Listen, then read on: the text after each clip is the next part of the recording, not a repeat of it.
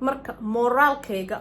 markaan ilmaha ka hadlaayo iyo dhalinyarada aan soo arkay iyo markaan meelaha aan kusoo booqday iskuullada aan tegay oo aan presentationka ama maaragtay dhiirigelinta hadalka ah siinayay oon la hadlayay wallaahi siday u dhagaysanayaan aniga ayay qalbiga ii dhiseen intaan aniga isdhahay ayaga qalbiga u dhis anay qalbiga ii dhiseen marka fadlan dareenka aan dareemay waa mid aan rabo kulligiin inaan idinla wadaago ood kulligiin saas dareentiin marka qof kastoo idinka mid ah oo Soomaaliya aan la hadlayaa fadlan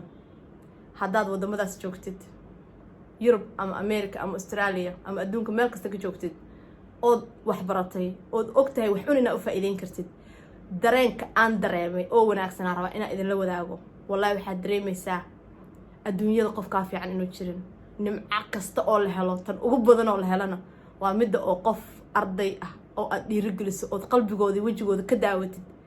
sida ay ku dhageysanayaan oo ay u dhuuxayaan waxa u sheegaysid iyo jaceelka ay u qabaan inay wax kordhistaan markaad aragtid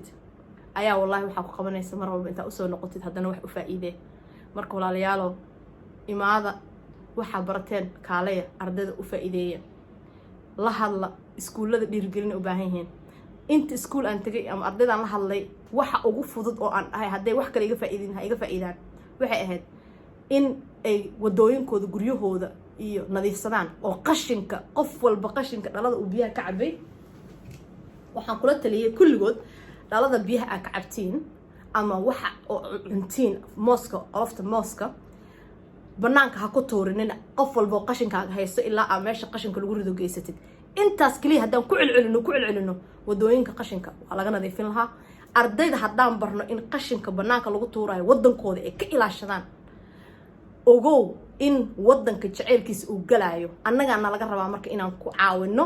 maadaama aan aragnay wadamada kale joogno in aan qashinkii meel lagu tuuri karin oo dadkaas wadamadoodii ay nadiifsadeen annagana wadankeena annaga nadiifsanayna ardaydana waa meesha aan kow ka bilowno dhalinyarada elementary aan ka bilaabayna ilaa iyo jaamacadda hadda qof kastoo naga mida inta is aruursano qof walba oo same message aan sameeyno ku celcelino oo la dhaho wadankiina nadiifsada war wadankeena aan nadiifsano war haddaan Soomaalinahay wadankeena aan nadiifsano wadankeena annaga iskale qof kale noo imaanayo male haddaan ku celcelino ardaydii ay ka dhaadhacdo cunug walba guru ka soo kacay fariintaas intuu qaado oo hooyadii iyo walaalihii iyo dariskiis u sheegaya kulli markii fariintii la wada qaato waxa way anagoo dhan wadankeena nadiifsanayna wadankeena noo nadiifsamayo wadadii qashinkiya laga ilaalina ilmihii waxay fahmayaan in qashinka qofka tuuray xataa ayaga iska qabtaan marka xataa fariintaas kaliya hadaa hirgelino wallahi guulan gaar aniga waxaan taaganahay haday taa kaliya iga hadho oo campaign-kan aan hadda bilaabay oo ah qashinkeena annaga gacanteena ku haysano ilaa meel qashinka lagu rido aan tagno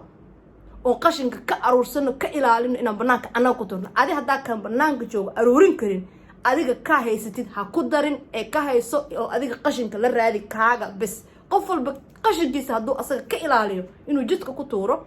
kulligeen wadankeena waa hagaajisanaynaa haddaan marka wax kale laga faa'iidin waxaan rajaynayaa in qashinka qof walba uu asaga sameeyo uu asaga ka ilaaliyo inuu jidka ku tuuro si wadanku noogu hagaago oo aan qashinka uga ilaashano mas'uuliyadna wada saaran waaye ilaahay dartiis isku caawiya oo fariintaasayto ku wadaaga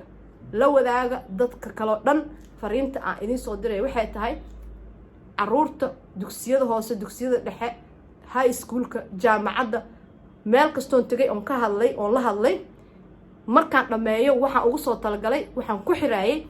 qashinka adiga isticmaashay waxa aad isticmaashay qashinkiisa ha ku tuurin wadada banaanka ha ku tuurin